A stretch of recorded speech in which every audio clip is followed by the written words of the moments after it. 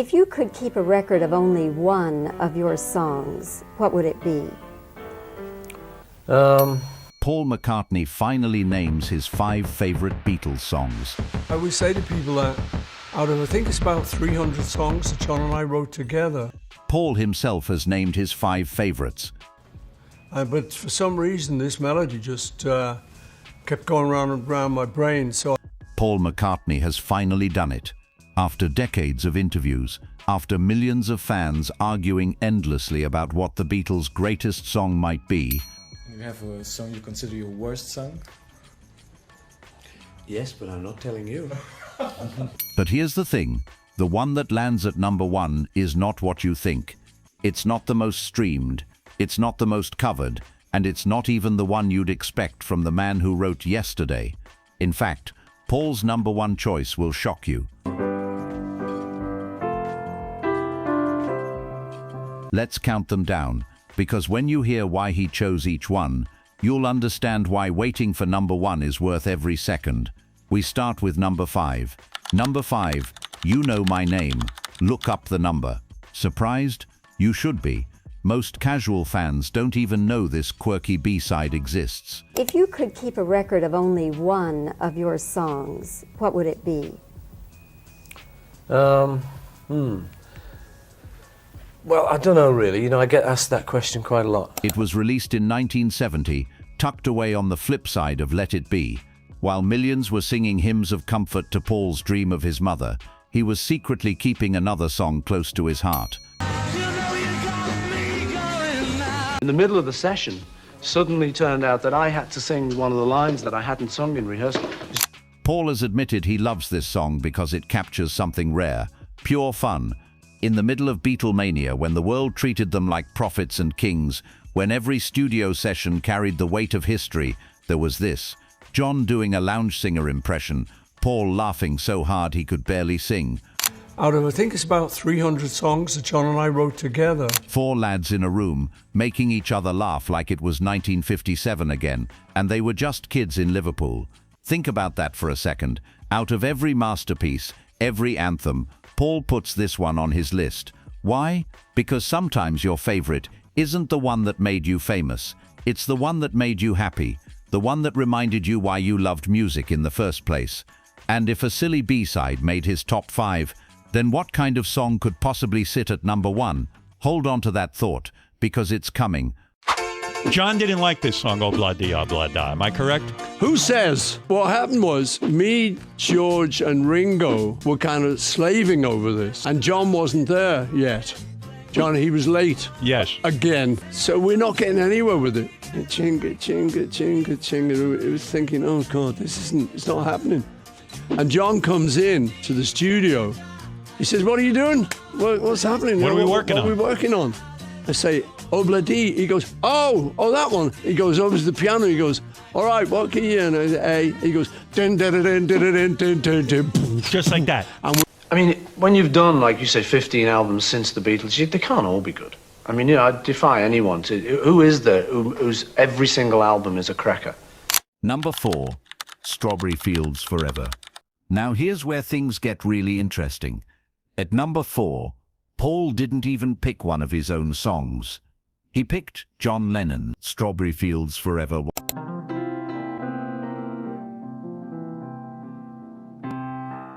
let me take you down, 'cause I'm going Strawberry Fields. Wasn't Paul's creation, but he has said again and again that it might be the greatest Beatles recording of them all.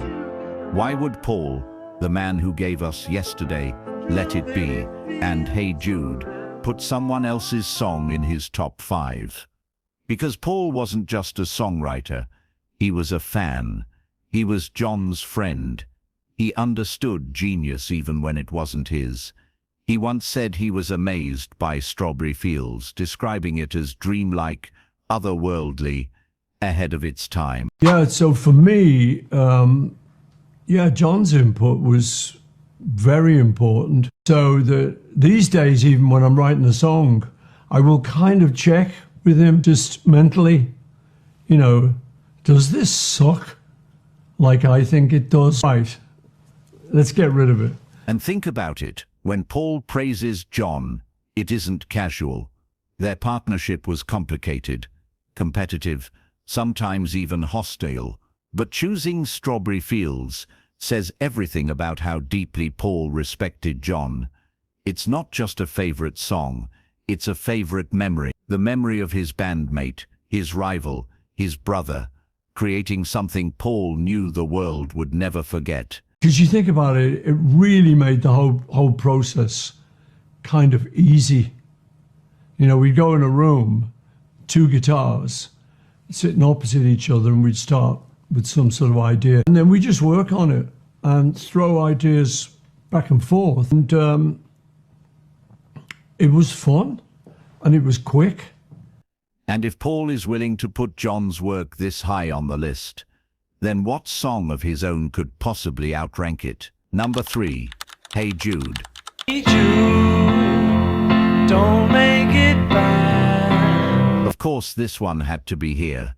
Hey Jude isn't just a Beatles song, it's the Beatles song, the one that can still silence stadiums and make strangers sing together. Paul wrote it in 1968 to comfort Julian Lennon, John's young son, who was struggling with his parents' divorce.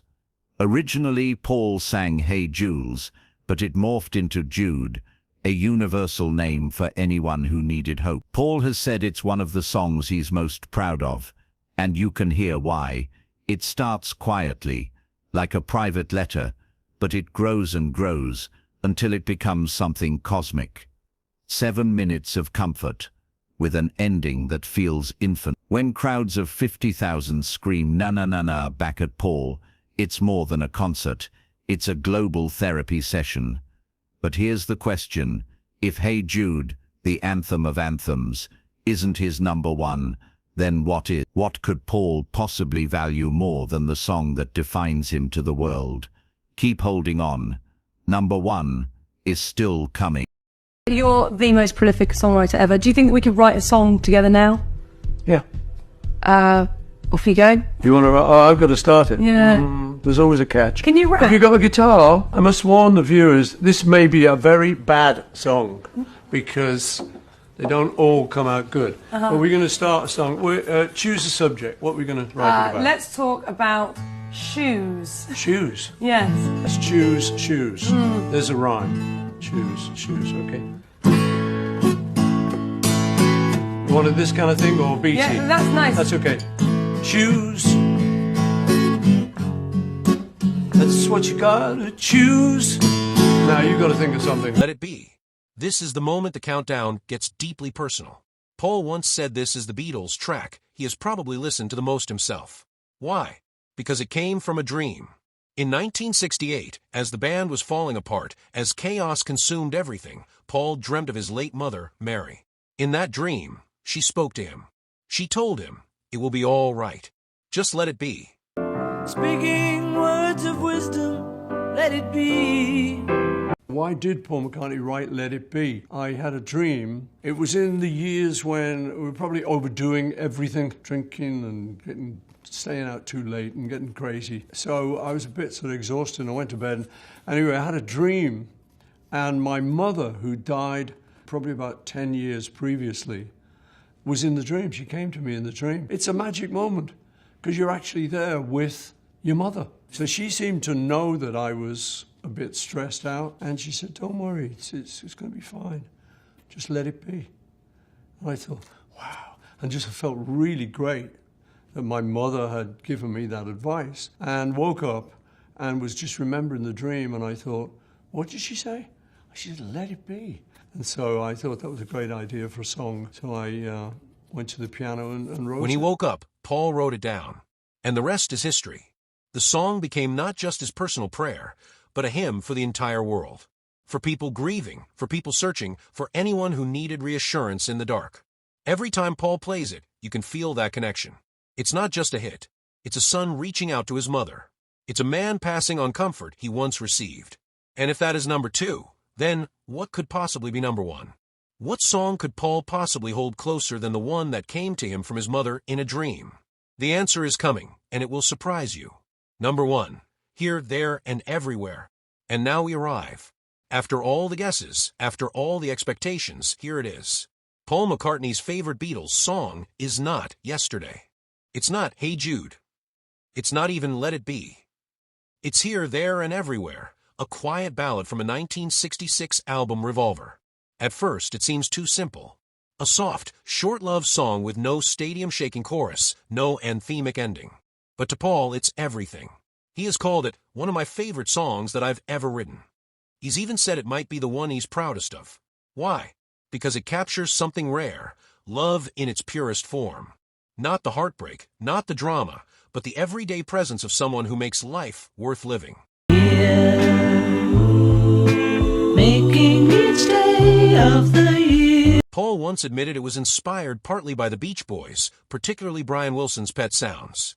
He wanted to write something as beautiful as God Only Knows. And in Here, There, and Everywhere he did. He created a song so delicate, so timeless, that even he, the harshest critic of his own work, can't find a flaw. And maybe that's the real reason it's number 1. Because for Paul, music wasn't just about stadiums or sales. It was about heart. It was about the moments you carry with you. Quiet, intimate, eternal. Here, There, and Everywhere isn't the Beatles' song the world shouts back at him. It's the one he whispers to himself. It's not the biggest song. It's the most personal. And now you know. Paul McCartney's top 5 Beatles songs, The Silly Joy of You Know My Name, The Awe of Strawberry Fields, the anthem of Hey Jude, The Comfort of Let It Be, and finally, the quiet perfection of Here, There, and Everywhere. So the next time you listen to the Beatles, remember this: the greatest songwriter of his generation, the man who changed music forever, treasures not the loudest, not the biggest, but the simplest song of all. A song about love. A song about presence. A song about being here, there, and everywhere. That's why number 1 was worth the wait.